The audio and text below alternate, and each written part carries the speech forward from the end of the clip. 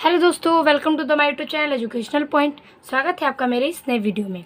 आज मैं लेके आई हूँ CHS का ज्योग्राफी का चैप्टर 3 जो कि भूगोल से मैंने लिया है। और CHS का जो एग्ज़ाम होने वाला है 2024 का, वो बहुत ही इम्पॉर्टेंट एग्ज़ाम है जिस बच्चों के लिए, उसके लिए आज ये वीडियो है। तो ज्योग्राफी का जो तीसरा चैप्टर है उसका नाम है स्थल मंडल। तो स्थल मंडल से जो प्रश्न है वो किस प्रकार पूछे जाते हैं, और 20 नंबर का आपका MCQ जो होता है वो ज्योग्राफी से पूछा जाता है, यानी कि भूगोल से। तो स्थल मंडल में जो प्रश्न पूछे जाते हैं वो किस प्रकार के होते हैं, आइए हम इस वीडियो में जानेंगे। तो 20 बहुविकल्पीय प्रश्न मैं इस वीडियो में आपको लेके आई हूँ। तो हमारा पहला प्रश्न है कि पृथ्वी की वह बाह्य परत जिस पर महासागर व महाद्वीप स्थित है वह क्या कहलाती है। तो जो पृथ्वी की बाह्य परत है, यानी कि बाहरी परत, उस महासागर व महाद्वीप स्थित है तो उसे हम क्या कहेंगे। तो ऑप्शन देखिए, क्रस्ट, बी ऑप्शन है मेंटल, सी ऑप्शन है क्रोड और डी ऑप्शन है इनमें से कोई नहीं। तो इसका राइट आंसर होगा ए, यानी कि क्रस्ट। क्रस्ट जो है वो बाहरी परत, यानी कि जिस पर महासागर व महाद्वीप स्थित होते हैं उसे हम क्रस्ट कहते हैं। हमारा दूसरा सवाल है कि पृथ्वी की क्रोड परत में मुख्यतः किसकी प्रधानता है। जो पृथ्वी है उसकी क्रोड परत पर मुख्यतः किसकी प्रधानता है। ऑप्शन हो जाएगा आपका A silica plus aluminium, B silica plus magnesium, C nickel plus लोहा और डी निकिल प्लस एल्युमिनियम। तो इसका राइट आंसर होगा सी, निकिल प्लस लोहा। हमारा तीसरा प्रश्न है तीसरा सवाल है कि पृथ्वी की सबसे पतली परत है। तो जो पृथ्वी है उसकी सबसे पतली परत कौन सी है। तो ए ऑप्शन है क्रस्ट, बी ऑप्शन है मेंटल, सी ऑप्शन है कोर और डी ऑप्शन है वायुमंडल। तो इसका राइट आंसर होगा ए, क्रस्ट। क्रस्ट जो है वो पृथ्वी पर सबसे पतली परत पाई गई है। हमारा चौथा प्रश्न है कि भूपृष्ठ पर किस तत्व की मात्रा सर्वाधिक है। तो ऑप्शन है ए ऑक्सीजन, बी ऑप्शन है सिलिकॉन, सी ऑप्शन है एल्यूमिनियम और डी ऑप्शन है कैल्शियम। तो इसका राइट आंसर होगा ए, ऑक्सीजन।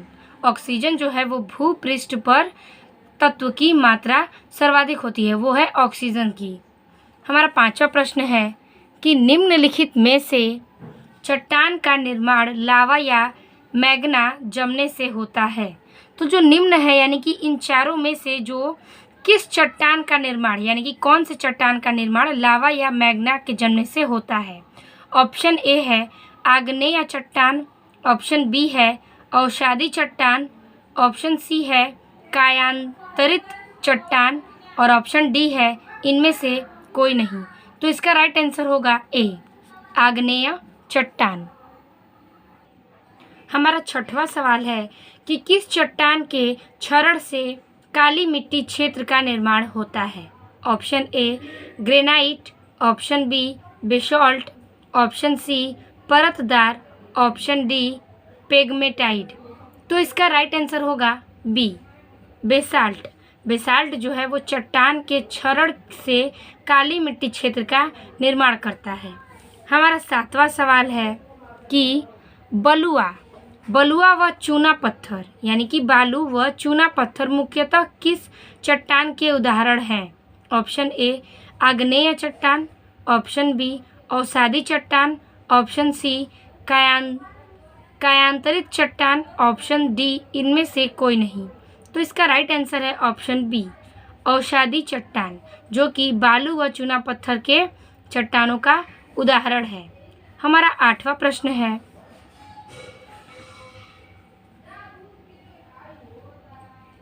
कि रिंग ऑफ फायर से जुड़ी भूकंपनीय गतिविधियों का संबंध है। तो जो रिंग ऑफ फायर से जुड़ी हैं जो भूकंपनीय गतिविधि है, यानी कि उसकी गतिविधि का संबंध किससे है। ऑप्शन ए प्रशांत के चारों ओर का क्षेत्र, ऑप्शन बी मध्य महाद्वीप क्षेत्र, ऑप्शन सी मध्य अंटार्कटिक क्षेत्र, ऑप्शन डी हिंद महासागर क्षेत्र। तो इसका राइट आंसर होगा ऑप्शन ए प्रशांत के चारों ओर का क्षेत्र। हमारा 9वां सवाल है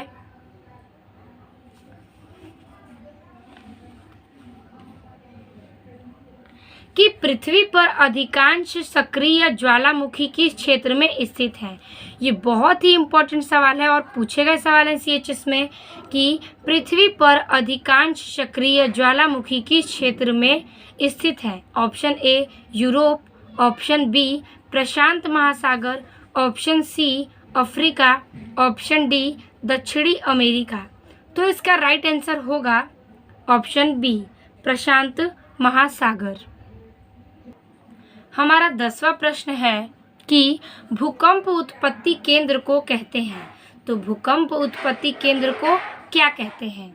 ऑप्शन है ए भूकंप क्षेत्र, ऑप्शन बी भूकंप मूल, ऑप्शन सी भूकंप केंद्र, ऑप्शन डी अधिकेंद्र।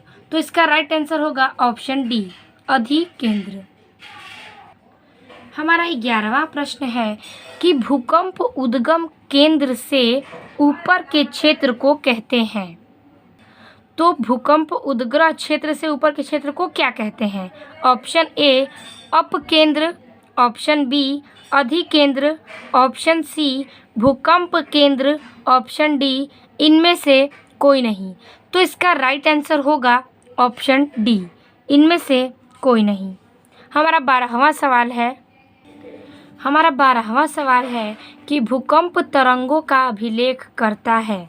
तो भूकंप तरंगों का अभिलेख कौन करता है।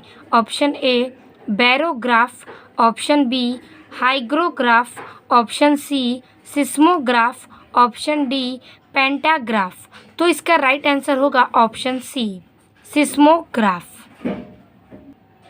हमारा 13वां सवाल है कि हवाई द्वीप एक निम्नजित शिखर है। जो हवाई द्वीप है वो एक निम्नजित शिखर है। तो कौन सा। तो ऑप्शन ए है वलित पर्वत का, ऑप्शन बी ब्लॉक पर्वत का, ऑप्शन सी ज्वालामुखी पर्वत का, ऑप्शन डी प्रवाल भित्ति का। तो इसका राइट आंसर होगा ऑप्शन बी ब्लॉक पर्वत का। हमारा 14वां सवाल है कि विश्व की सबसे लंबी पर्वत श्रृंखला कौन सी है। Option A Andes, option B Alps, option C Himalaya, option D Pamir. तो इसका राइट आंसर होगा ऑप्शन सी हिमालय। तो सबसे लंबी पर्वत श्रृंखला जो है वो कि हिमालय है। अब हमारा 15वां सवाल है और ये बहुत ही इम्पोर्टेंट सवाल है कि माउंट एटना ज्वालामुखी निम्नलिखित में से किस द्वीप पर स्थित है। Option A Lipari, option B Sicily, option C Corsica, option D त्रिस्तांटिकुन्हा।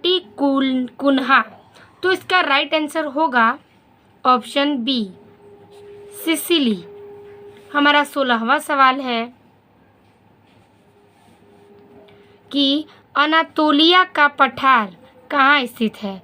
जो अनातोलिया है उसका पठार कहाँ स्थित है। Option A Argentina, option B चीन, ऑप्शन सी तुर्की, ऑप्शन डी मैक्सिको।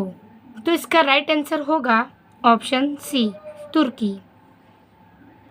हमारा 17वां सवाल है कि विश्व के कितने प्रतिशत भूभाग पर मैदानों का विस्तार है।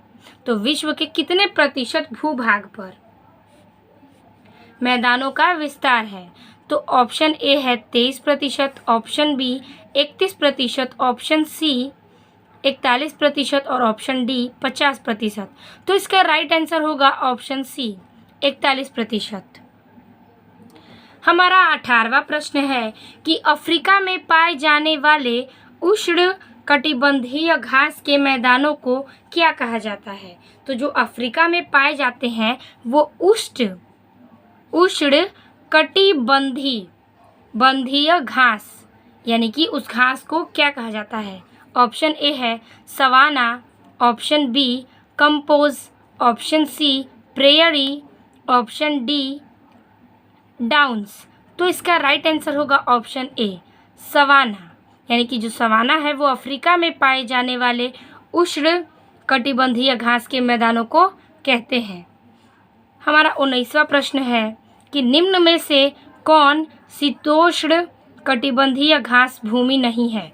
यानी कि इन चारों में से कौन है जो शीतोष्ण कटिबंधीय घास की भूमि नहीं है? Option A prairie, option B steppe, option C pampas, option D llanos. तो इसका राइट आंसर होगा ऑप्शन डी लानोस। और हमारा आखिरी सवाल और 20वां सवाल है कि कालाहारी मरुस्थल स्थित है। तो कालाहारी मरुस्थल कहाँ स्थित है? ऑप्शन ए मंगोलिया व चीन, option B Botswana, option C Turkmenistan, option D उत्तरी चिली। तो इसका राइट आंसर होगा ऑप्शन बी बोत्सवाना। तो जो बोत्सवाना है वो कालाहारी मरुस्थल पर स्थित है। तो इस प्रकार से हमारा 20 बहुविकल्पीय प्रश्न समाप्त होता है। आई होप आपको वीडियो अच्छी लगी होगी और पूरा समझ में आया होगा। आशा करती हूँ कि आज जो अगला वीडियो चैप्टर 4 आएगा वो मैं और अच्छे से एक्सप्लेन करूँ आपके लिए। तो वीडियो अच्छी लगी हो तो लाइक, कमेंट और अपने दोस्तों को शेयर करना ना भूलें। मिलते हैं आपसे नए अंदाज में और नए वीडियो में। तब तक के लिए धन्यवाद।